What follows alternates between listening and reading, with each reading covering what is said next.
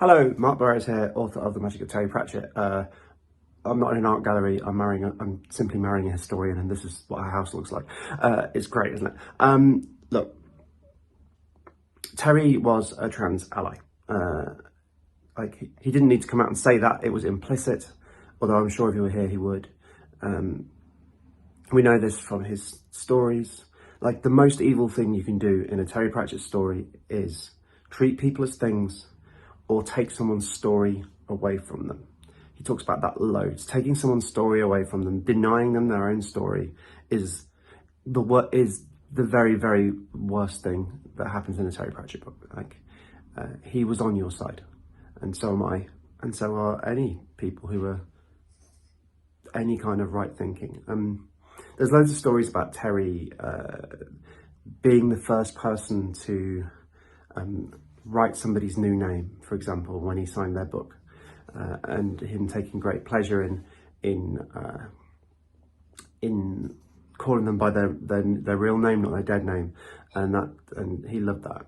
Also, like, two of his favourite films, genuinely, were Priscilla, Queen of the Desert, and Hedwig and the Angry Inch. Like, the man was an ally, and so am I.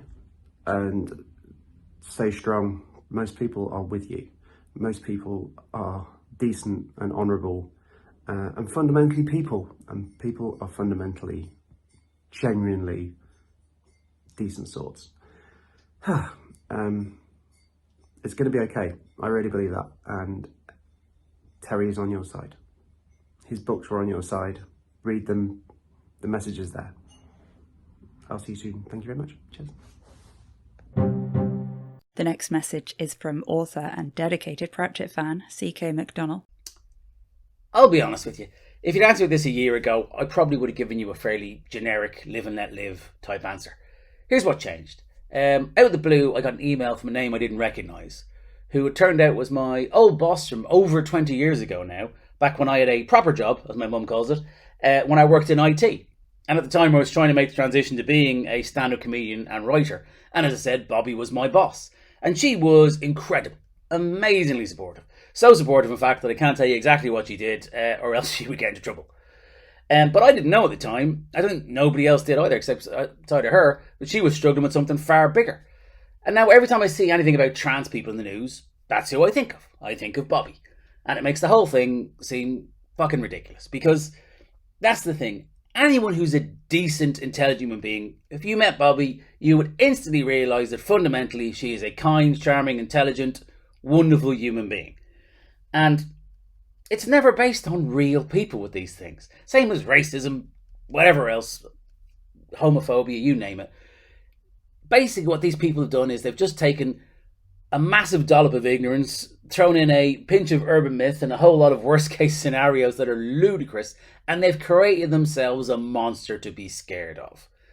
And that's all it is. If you think it's sad that grown-ups would have to make up imaginary friends, how much sadder is it that they have to make up imaginary enemies?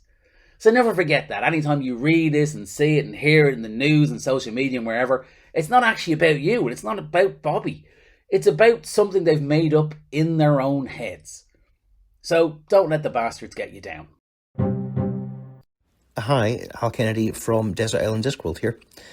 It's the glorious 25th of May, and lots of us are thinking about the glorious revolution and the People's Republic of Treacle Mine Road.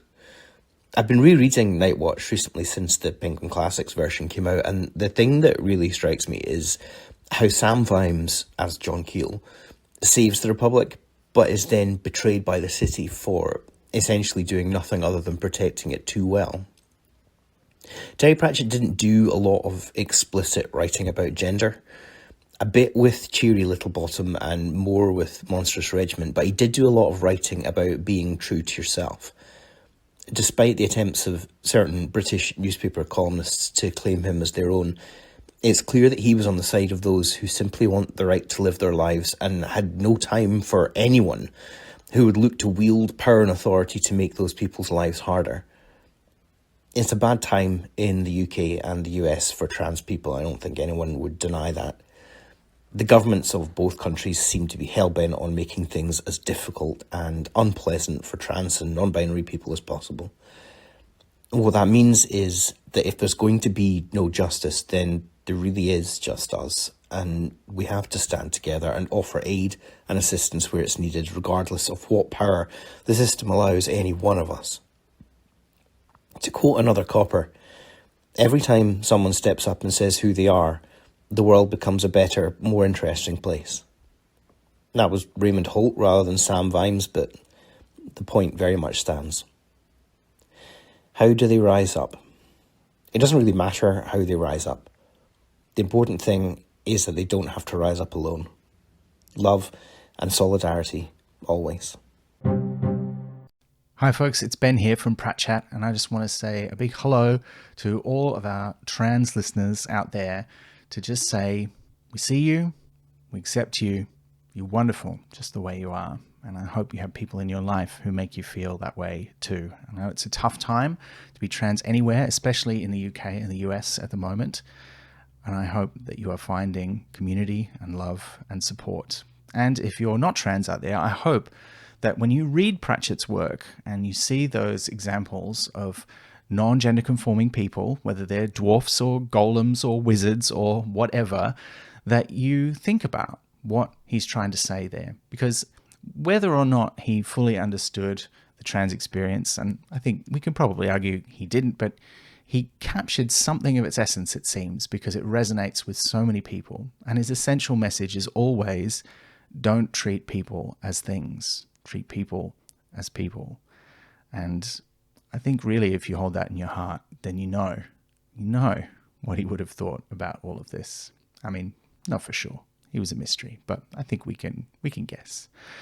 Anyway, please donate if you can to any of the charities that are trying to support trans people through this. There's a lot of awful things happening in the world right now, and targeting any minority as a scapegoat for society's problems is never the answer. So yeah, solidarity to you out there. I hope you know that you're always welcome as listeners here at Pratt Chat and in any of our comments, internet spaces, or if you ever see us in person. And please take our love with you, and take your love of Discworld wherever you go, and may it help you find friends and make connections. This is Gabrielle Kent. I'm a lifelong Discworld fan and co-author of Tiffany Akin's Guide to Being a Witch with Rihanna Pratchett and Paul Kidby.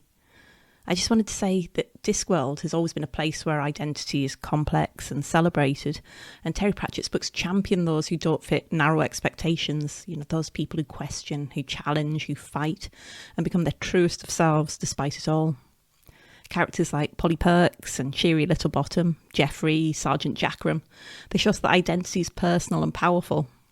So whether you're navigating your own journey or simply finding strength in Terry's stories, please know that in this fandom you are welcome, you're valued, and you're not alone. The disc is your world too. Hi, this is Rihanna Pratchett. My father's work has always stood for the right to be who you are, even when it feels that the world insists otherwise.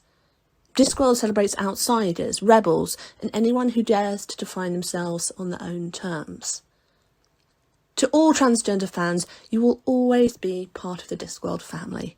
Your identity is valid, your stories matter, and your love for the world my father built is deeply appreciated.